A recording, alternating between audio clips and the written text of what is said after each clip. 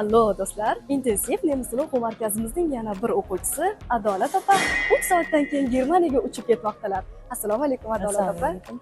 Siz intensiv o'quv markazimizda noldan o'rgandingiz nemis tilini. O'quv jarayoni qanday kechdi? O'quv jarayoni intensiv markazida Jasur aka bilan elchixonaga kirishga suhbatga 8 kun tayyorlandik. 8 kun mobaynida ertalabdan kechqurungacha tayyorlanardik. Mana suhbat natijasi yaxshi chiqib, suhbatdan o'tdik va vizamizni qo'lga oldik.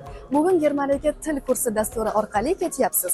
Bunga tayyorgarlik jarayoni qanday bo'ldi? Qancha vaqt va qanday tayyorgarlik ko'rdingiz? Til kursiga 5-marta hujjat topshirgan bo'lsak, mana 1,5 oy davomida hujjatlarimiz tayyor bo'ldi.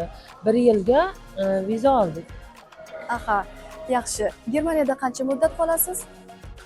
1 yil hozircha vizamiz, keyinchalik ishlab xohlasa yana cho'zdiramiz. Aha, yaxshi. Tilni o'rganmoqchi bo'lganlarga tavsiyalaringiz bormi? Intensiv o'quv markazida Shohruh ustoz, Jasur aka shprexini juda zo'r desam ham bo'ladi. Juda katta yordam tegdi. Rahmat. Intensivga kelinglar, nemis tili o'rganinglar.